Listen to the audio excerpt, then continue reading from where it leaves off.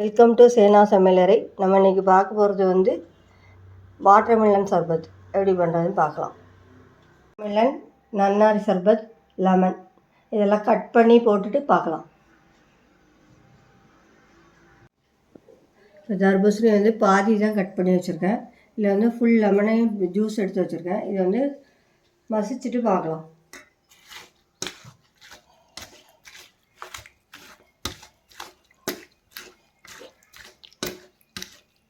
இல்லை நீங்கள் மிக்சியில் அரைச்சா அது கொழுன்னு ஆயிரும். மிக்சியில் அரைக்கிறனாலும் அரைச்சிக்கலாம். இல்லை மேக்ஸிமம் இதில் சீடு இல்லாமல் தான் இருக்குது. கொஞ்சம் நிறைய சீடு இல்லை. தர்பூசணி வந்து பாதி தான் கட் பண்ணிடுவேன்.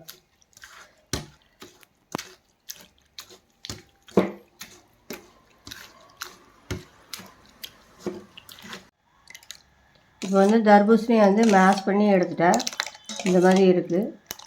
ரொம்ப சக்கையாக உள்ளதை வெளியே எடுத்துட்டேன். அதில் வந்து லெமன் ஜூஸ் கொஞ்சம் ஆட் பண்ணிக்கலாம். நான் ஃபுல்லாக லெமன் புளியில் பார்த்துக்கிட்டு புளிஞ்சுக்குவேன். இந்த சர்பத் கொஞ்சம் ஆட் பண்ணுறேன்.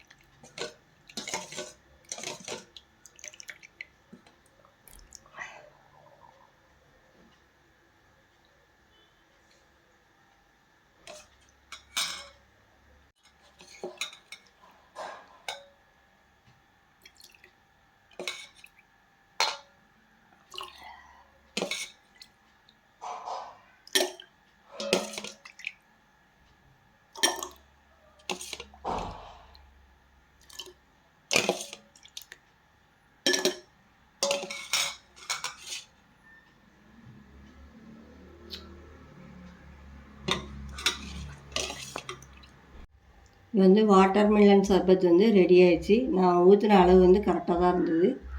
இதுமாரி வாட்டர்மெலன் சர்பத் எல்லோரும் இந்த வெயிலுக்கு செஞ்சு குடிங்க. சேனா சமையலறைக்கு சப்ஸ்கிரைப் பண்ணுங்கள். தேங்க்யூ. இதை வந்து சில்லுன்னு ஃப்ரிட்ஜில் வச்சு சாப்பிட்லாம். இல்லைன்னா மேலே ஐஸ் கட்டி போட்டு சாப்பிடலாம்.